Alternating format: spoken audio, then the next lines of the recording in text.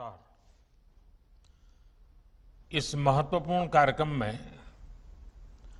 देश भर से जुड़े सभी राज्यपाल महोदय, लेफ्टिनेंट गवर्नर्स, केंद्रीय मंत्रिमंडल के मेरे साथीगण, रिजर्व बैंक के गवर्नर, राज्यों के मुख्य सचिव, अलग अलग इंडस्ट्री एसोसिएशन से जुड़े साथीगण, स्टार्टअप, फिनटेक की दुनिया से जुड़े मेरे युवा साथी, बैंकों के वरिष्ठ अधिकारीगण और मेरे प्यारे भाइयों और बहनों, आज देश डिजिटल गवर्नेंस को एक नया आयाम दे रहा है।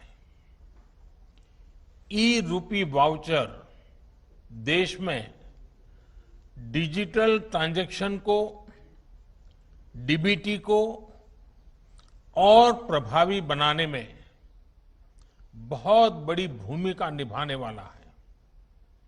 इससे टारगेटेड, ट्रांसपेरेंट और लीकेज फ्री डिलीवरी में सभी को बड़ी मदद मिलेगी।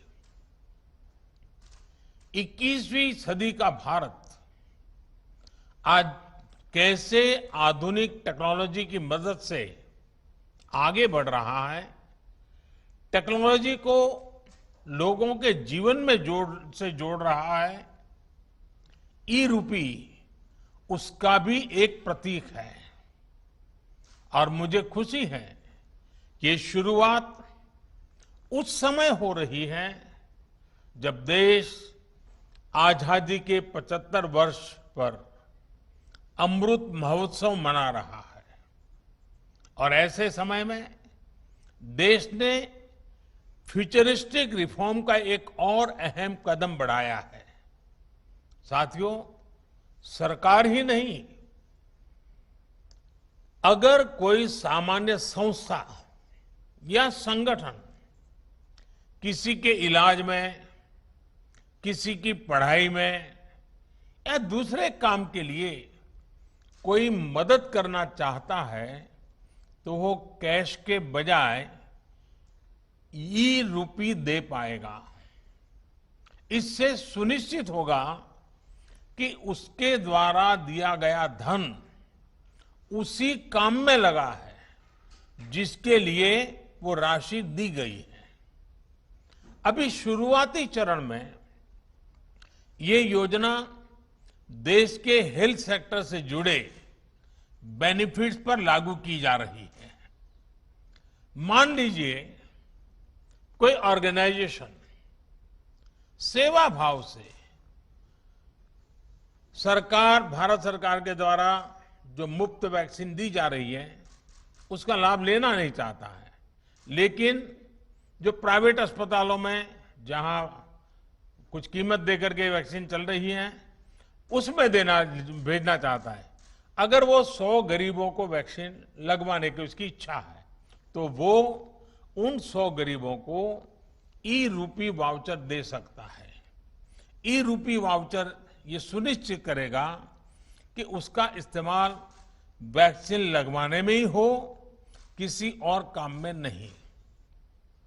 समय के साथ इसमें और भी चीजें जुड़ती चली जाएगी।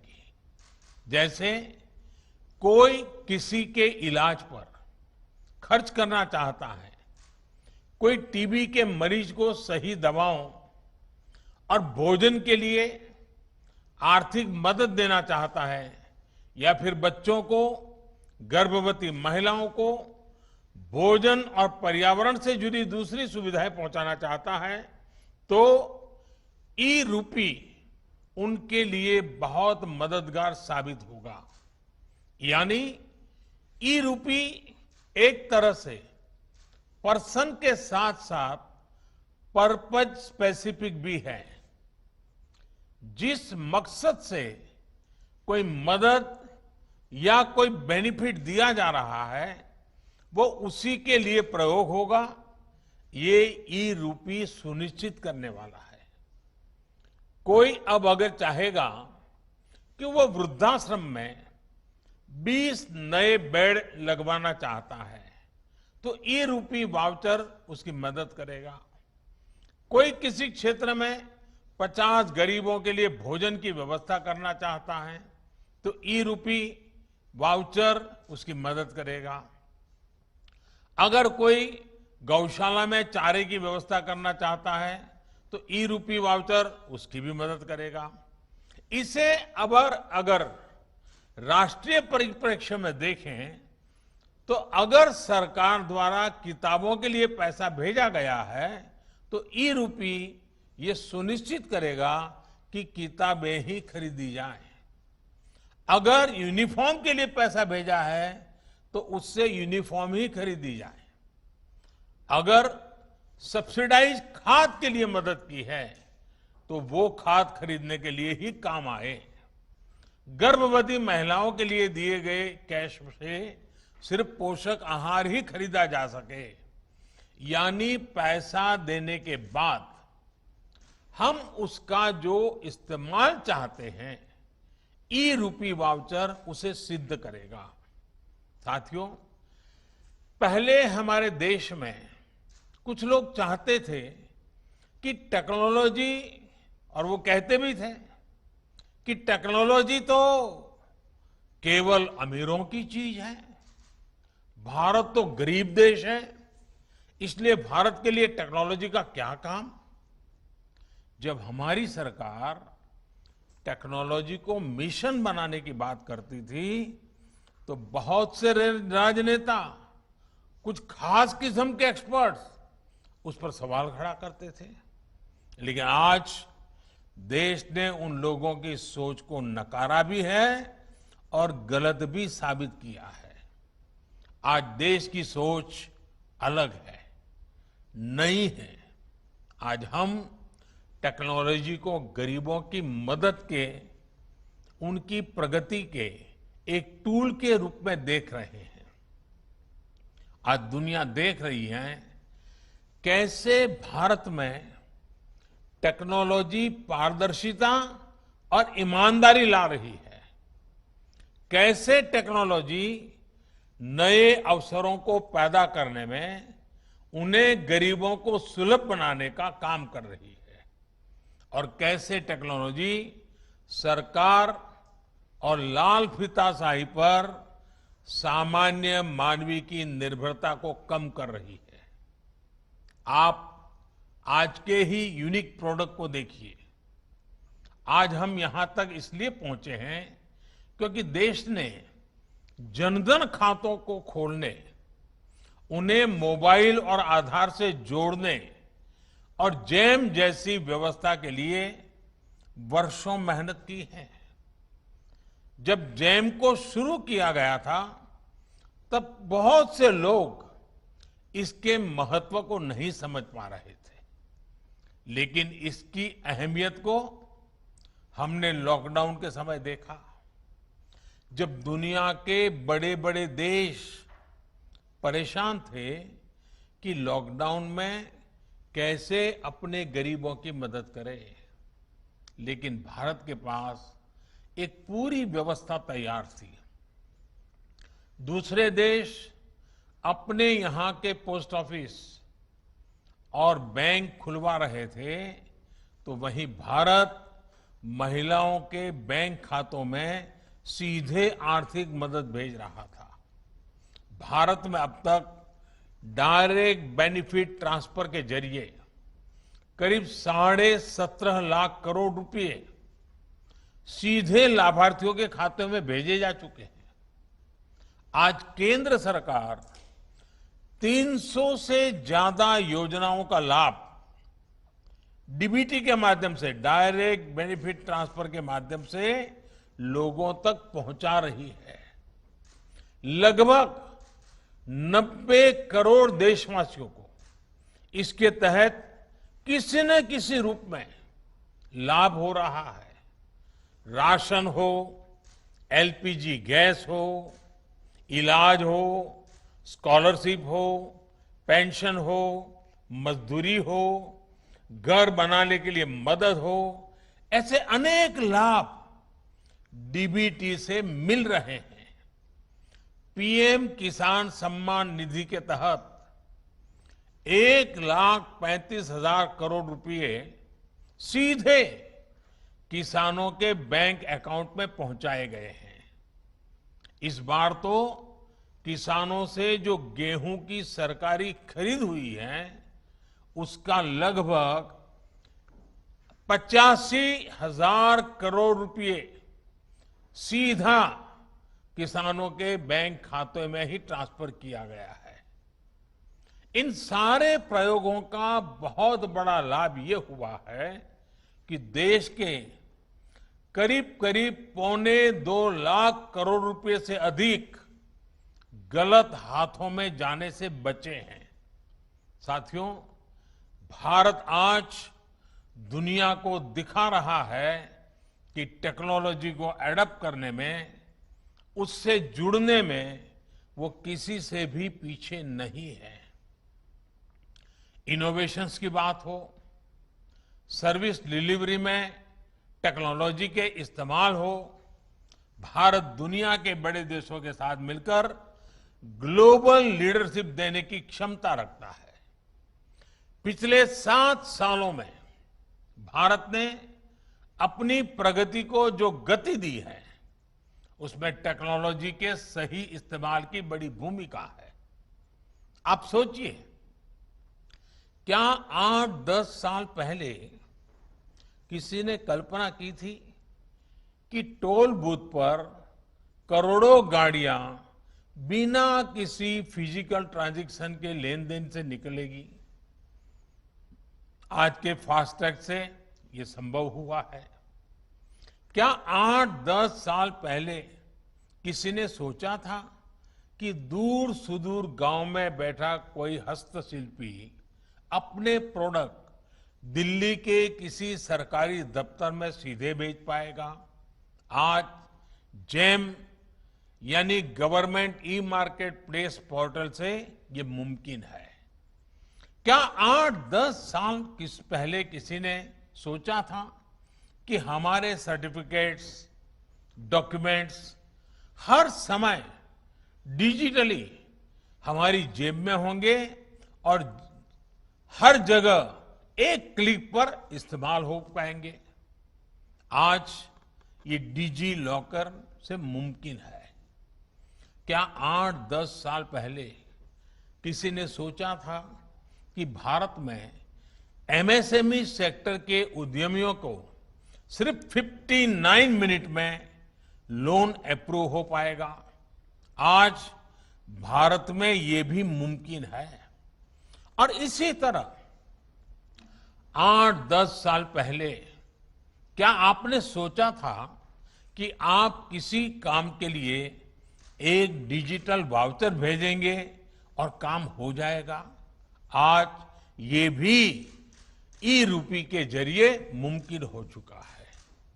मैं ऐसे कितने ही उदाहरण आपको गिना सकता हूं। इस महामारी के दौरान भी देश ने तकनीक की ताकत को महसूस किया है। आरोग्य सेतु ऐप का उदाहरण भी हमारे सामने है। आज ये ऐप सबसे ज्यादा डाउनलोडेड ऐप में से एक है।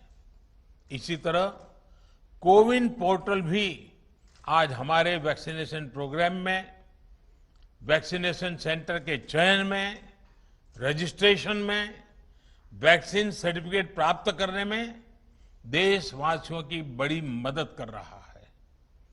पुरानी व्यवस्था चल रही होती तो वैक्सीनेशन लगवाने के बाद सर्टिफिकेट के लिए दौड़ना पड़ता होता है। दुनिया के कई बड़े देशों में भी आज पेपर पर हाथ से लिख करके सर्टिफिकेट दिया जा रहा है, लेकिन भारत के लोग एक क्लिक में डिजिटल सर्टिफिकेट डाउनलोड कर रहे हैं। इसलिए आज भारत का कोविन सिस्टम दुनिया के कई देशों को आकर्षित कर रहा है। भारत इसे दुनिया के साथ साझा भी कर रहा है। साथियों, मुझे याद है कि 4 साल पहले जब भीम ऐप लॉन्च किया गया था तब मैंने कहा था कि वो दिन दूर नहीं जब अधिकांश बिजनेस ट्रांजैक्शन नोट और सिक्कों के बजाय डिजिटली होंगे। तब मैंने ये भी कहा था कि इस बदलाव से सबसे अधिक गरीबों, वंचितों, छोटे व्यापारियों, किसानों, आदिवासियों का सशक्तिकरण होगा, वो एम्पावर होंगे। आज हम ये साक्षात अनुभव कर रहे हैं। हर महीने यूपीआई ट्रांजैक्शन के नए रिकॉर्ड बन रहे हैं। जुलाई महीने में 300 करोड़ से अधिक ट्रांजैक्शन यूपीआई से हुए हैं, जिसमें 6 लाख करोड़ रुपए का लेन देन हुआ है। आज चाय, जूस और फल सब्जी का ठेला लगाने वाले भी इसका उपयोग कर रहे हैं। वहीं भारत का रुपे कार्ड भी देश का गौरव बढ़ा रहा है। सिंगापुर, भूटान में भी इसे लॉन्च किया जा चुका है। आज देश में 66 करोड़ रुपए कार्ड हैं और देश में हजारों करोड़ रुपए का ट्रांजैक्शन रुपे कार्ड से भी हो रहा है। इस कार्ड ने गरीब को भी सशक्त किया है, उसे इस भावना से भरा है कि वो भी अपने पास डेबिट कार्ड रख सकता है, उसका इस्तेमाल कर सकता है। साथियों, टेक्नोलॉजी कैसे गरीबों को सशक्त करती है, इसका एक और उदाहरण है पीएम स्वनिधि योजना।